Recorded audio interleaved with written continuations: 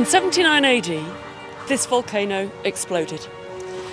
Down below, round the Bay of Naples, there were farms, houses, luxurious villas, Roman towns. The best known is Pompeii.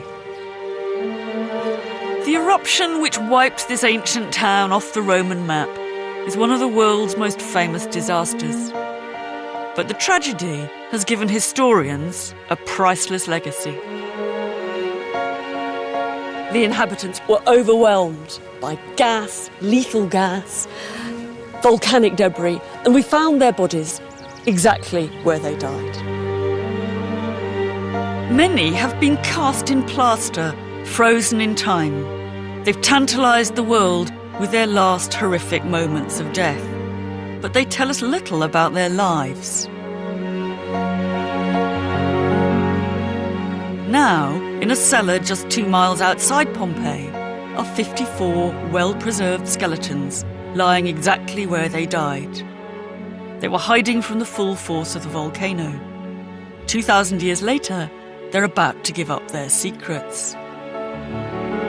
I'm wondering whether they can tell us something about the most interesting question in Pompeii, which is not how the people died. We know how they died. It's about how the people in Pompeii actually lived. For the 25 years I've taught classics at Cambridge, I've been fascinated by what life was really like day to day in ancient Pompeii. I'm hoping these skeletons will help take this understanding one step further and put my theories to the test. I'll explore the opulent and the ordinary. Don't have to be rich to wear jewellery. In a city of the refined and the rude. It looks to me as if the woman is on top of him, but sucking his toes. I'll see the hardship endured and the pleasures savoured. These guys don't look too pissed yet. I can't find where I left my glass. I want to see if we can probe a bit deeper and get beneath the skin of this ancient town. You don't get closer to real Rome than being in a cesspit, do you? No. I'm hoping that the people in the cellar will help me discover what life was like before Vesuvius forced them to flee.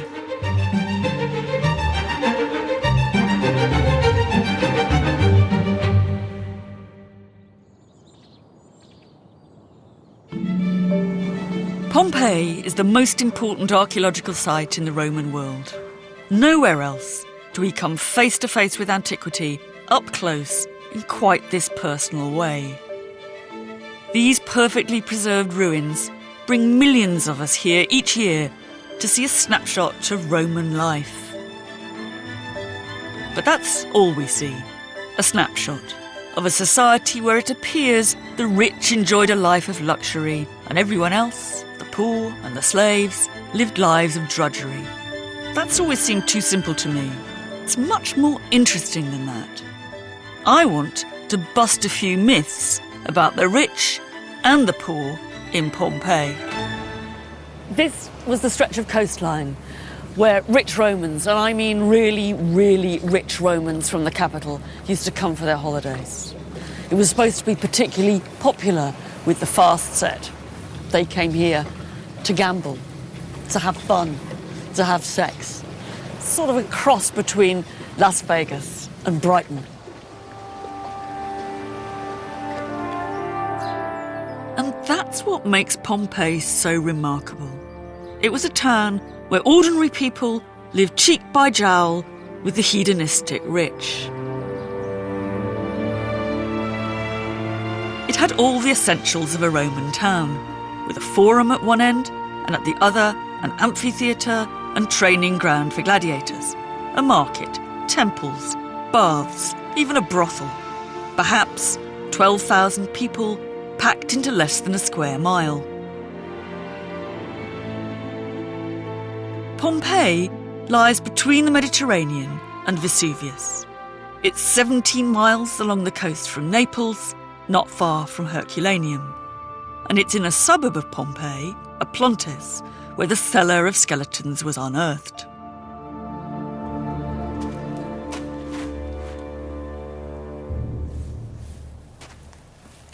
It must have seemed a sensible place to come. It's partly underground, and that would have seemed safe, but it's got good access from the road outside. It's very hard not to be moved by this site. I mean, they may be 2,000 years old, but they're still victims of a terrible human tragedy. On the other hand, I can't help wondering what these bones might tell us about the life of these people. The first thing we can tell from the cellar is that these people appear to be divided into two groups. On one side, they were carrying money and jewels. These bodies have been catalogued and tidied away into boxes. The others, left where they fell, were found with nothing. So how can we explain this divide?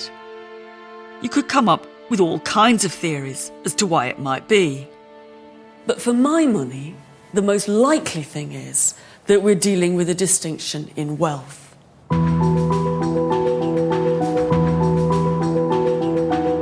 These skeletons are important because many of the bones found at Pompeii have simply been jumbled up. And the plaster casts, they're very poignant, but they're much less useful for forensic science because the bones inside get contaminated. Remains preserved, like those in the cellar, exactly where the people died, are rare. For the first time, these are going to be analysed by a forensic team led by Fabian Kanz. So far we have found at least 54 individuals here, at least. And this gives us a broad cross-section of the society of the Roman at that time. The point is we have a great opportunity here because we have a snapshot of the society. We might have slaves, we might have upper-class people, and we can find out if there have been big differences. One of the most complete skeletons is a man aged about 55. Apart from some dental cavities, he seems in pretty good nick. If we look at the other bones, I mean, I noticed this. Yeah. And, I don't know much about skeletons, but that looks to me like something that's got a real big muscle attachment. Yeah, it's the right upper arm. And it's the muscle attachment for the brachialis. And as you can see on the left side, it's nearly the same. Yeah. And he must be a really strong man. He's my age. He's got about as good teeth as me, but he's much stronger. These are the rest of his bones, but why are his bones green? Yeah, you are right. On the whole left side he's green, and greens come from metal objects, which means he was wealthy. There was some bronze or copper or brass object buried with him. He had considerable amount of metal wealth with him. Yeah, and the acid in the soil is reacting with the metal objects, right, and that makes him green. Right. Nearly all of the so-called rich sample have been at least one or two bones green. So they've all been buried close to something metal. Valuable. Whereas what we're calling the poor, do any of them have this green mark? No, not at all. Carrying no possessions at all, the bones of the people on one side are unmarked. But on the other side of the cellar, the people with green bones were discovered with a dazzling array of objects. These are now kept in a guarded vault at the Archaeological Museum in Naples. For the very first time, I've been allowed to get really close to this amazing stuff and actually get my hands on it. Look, this is really exciting for me. This is the first time I've ever touched any jewellery from Pompeii, and I'm going to be very naughty and I'm going to put the bracelet on. And however cynical you are, however much a boring old academic you are, it's still exciting to wear the bracelet worn 2,000 years ago, and nothing will ever stop me thinking that's exciting. I think this is very attractive, actually. You pick it up, you can feel instantly it's heavy. This is a solid bangle. But what strikes you about it instantly is it's so big. It's not only women that wear bracelets, this could be man's jewellery. It's a big hunking man. This really is a very, very delicate piece of jewellery. They told me very specially that I'm not allowed to try this one on. The links are really tiny. It's very high quality workmanship, very nicely done. It would be very pricey now. It must have been pricey then too. There was a vast treasure hoard in the cellar. Close to the skeleton of the man with green bones was a woman in her early 20s. She had with her one of the very, very biggest amounts of money found with anybody anywhere in Pompeii. In Roman currency, it was 10,000 sesterces. What that means is it's about the equivalent of 10 years' pay for a legionary Roman soldier. And these are some of the coins, some were in silver, but a lot were in gold, and she had them with her in 2 separate containers. Instantly you can see that the silver ones are very worn. And these have been money in circulation. These are for actually buying things in the Pompeian marketplace. But the gold ones are in absolutely beautiful condition. So I think what that tells us is these really have been somebody's savings. I think you can imagine very easily what must have happened, that the people were fleeing, they wanted to take their valuables with them, they get the purse, they stuff what's most important to them, these things, they stuff it inside the purse, put it in their pocket and off they go. This is what the people in the cellar chose to take with them as they tried to escape. They sought refuge from the eruption in what was probably an underground storeroom. They never made it further than this cellar in Oplontis. The building above the cellar appears at first like a 2-storey residential home. But if you explore a little further, you see that much more was going on.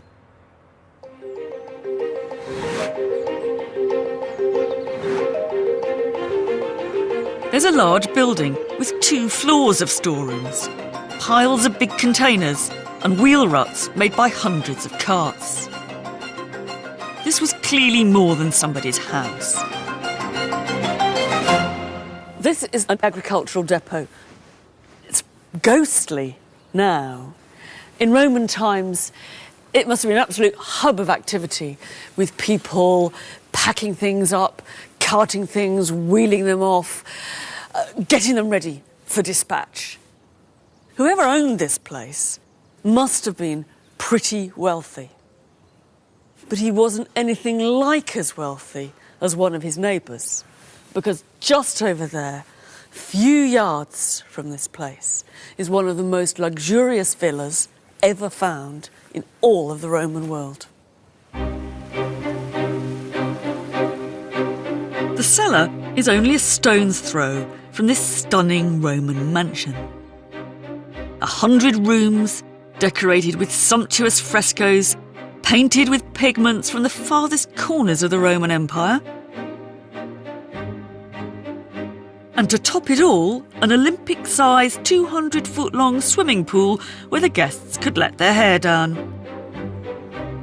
So, while the rich frolicked at their pool parties, what was life like on the streets of Pompeii?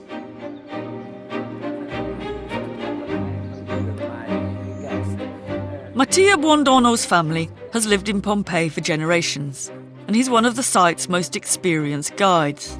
He's got a local sense of how this place might once have been. What's your sense of what the ancient town was like, the basics? What was life like here? Smell. Smell of people. Smell of the activity of commerciality that was here. Smell of everywhere. Smelling of money. And the smell of the animals too, presumably. Yes. And just think of the smell of the shit. Yes. Awful. For them was normal life.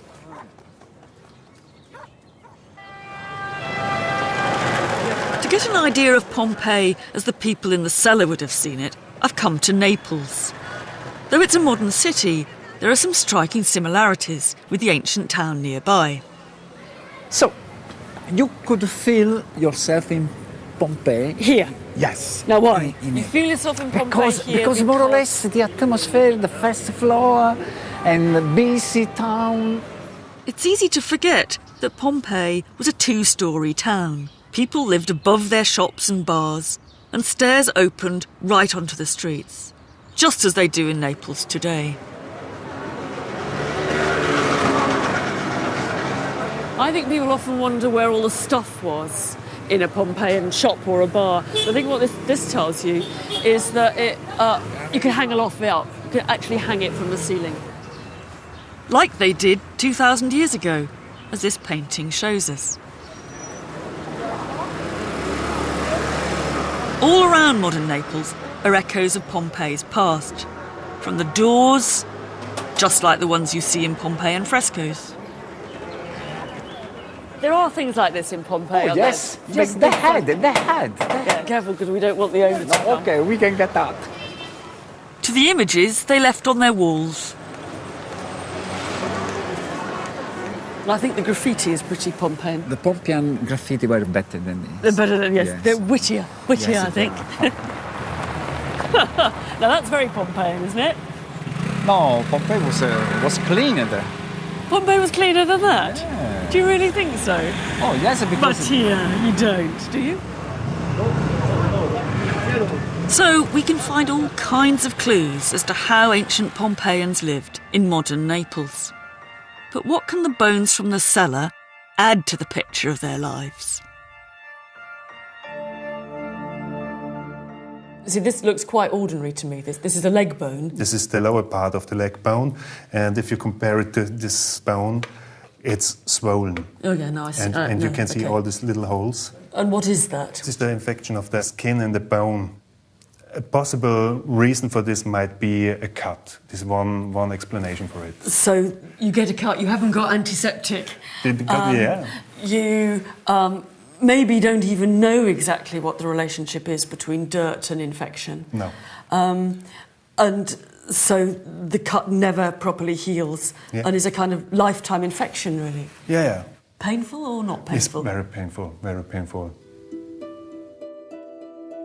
So where could this infection have come from?